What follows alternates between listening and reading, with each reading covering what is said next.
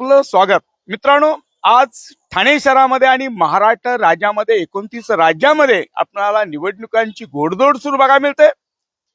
महाराष्ट्रामध्ये आपण अनेक ठिकाणी आपण बघतोय राड्यांचा धूर आणि पैशांचा महापूर बघायला मिळाला, पण त्याचबरोबर रंगतदार आपणाला मतदार राजा आणि त्याचबरोबर आपणाला नगरसेवक पदासाठी अनेक रणनीतीमध्ये असणारी माणसं वर्षानुवर्ष काम करतायत. मात्र प्रभाग क्रमांक 21 मधून वार्ड क्रमांक मधून आपणाला दीपक क्षेत्रीय हे अपक्ष उमेदवार म्हणून नारळ त्यांचं चिन्ह, आपण त्यांच्याकडे जाऊ. एक निष्ठावंत कार्यकर्ता म्हणून दीपक क्षेत्रीय यांना ओळखलं जातं. दीपक भाऊ नमस्कार. आपण एक निष्ठावंत कार्यकर्ता म्हणून आपणाला पाहिलं जात होतं, तरी देखील आपणाला अपक्ष म्हणून उभं राहावं लागलं. गेले 22 वर्ष ज्या पक्षात मी काम करत होतो निष्ठावंत कार्यकर्ता म्हणून, आणि ऐन निवडणूक आली, आमचं तिकीट नाकारलं. कारण काय, ज्या पक्षात कोणाचा संबंध नव्हता अशा व्यक्तीला ते तिकीट देण्यात आलं. त्यामुळे आम्ही काम करतोय. नागरिकांचं म्हणणं होतं, आमच्या कार्यकर्त्यांचं म्हणणं होतं, दीपक यांचा अभी नाही तो कभी नाही, तुम्हाला अपक्ष म्हणून लढाच आहे. आणि मला माझ्या एरियातनं जे सांगितलं, बाबा दीपक तुला एक मत आम्हाला द्यायचं आहे यार, किती वर्ष तू निष्ठा या पक्षाची ठेवणार, तू पक्षामध्ये निष्ठेचे काय? पक्षाला निष्ठेची जरूरत नाहीये. निष्ठावंत कार्यकर्ते आता जे इलेक्शन चालू आहेत त्याच्यात किती निष्ठावंत येतो, सगळ्या बाहेरचे आलेले माणसं आहेत ना, त्यांना तिकीट देता तुम्ही. म्हणजे महाराष्ट्र आमचा आणि आम्ही आमच्या तिकिटासाठी भांडायचं, ह्यांच्या पक्षाला आम्ही मोठं करायचं, आणि पक्ष काय देते ना मला, काही नाही, मग अपक्ष भरणार आम्ही. आणि मला मिळालंय शुभचिन्ह नारळ. लोक श्रीफळापासून सुरुवात करतात आणि माझ्या श्रीफळाची ऍडव्हर्टाईज ऑलरेडी लोक करतायत, माझे विरोधक करतायत. कारण हे श्रीफळ सुरुवातीपासून एंड पर्यंत लागतं. हा माझ्या गणपतीरायाचा प्रसाद मला मिळाला आहे, आणि या फळाचा 16 तारखेला तुम्हाला कळेल दीपक क्षत्रियाला हे फळ किती लाभलं. माझा एक प्रश्न आहे दीपक भाऊ, आपल्या प्रभागमधून गेले 5 वर्षामध्ये अनेक प्रश्न प्रलंबित होते, अनेक प्रश्न अपेक्षित आहेत, ह्यावर काय?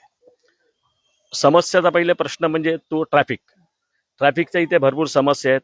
रोडची अवस्था एकदम खराब आहे. करोडोचे टेंडर पास केलेत, मध्ये तुमच्याच चॅनलने दाखवलं होतं.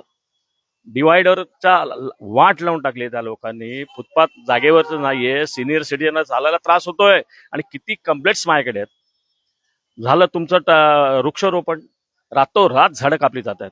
अहो रातोरात बस स्टॉप चोरीला जात आहेत. राज्य कोणाचं आहे? या इथे कोण नगरसेवक आहेत? तो पण नागरिकांनी ऑब्झर्व करा, विचार करा. बाबा ह्या नगरसेवक आपण दोनदा 3 टर्म्स निवडून देतो, पण ह्याचा लोकांना काय, नागरिकांना काय फायदा आहे? काही नाहीये, नुकसान आहे उलट मी म्हणतो.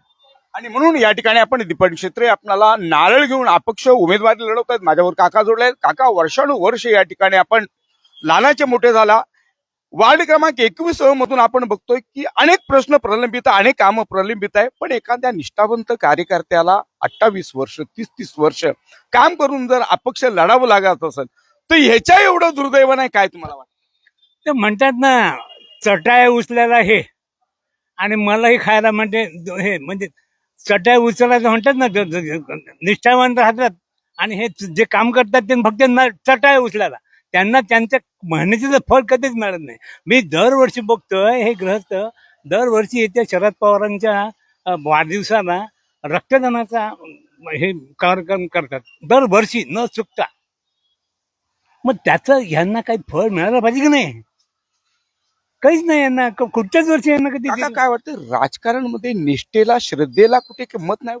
आता असं म्हणावं लागेल, तुम्ही म्हणतात आहे त्यामुळे आता किंमत असते त्यांना मिळालं असतं ना, नगरसेवक तरी मिळालं असतं.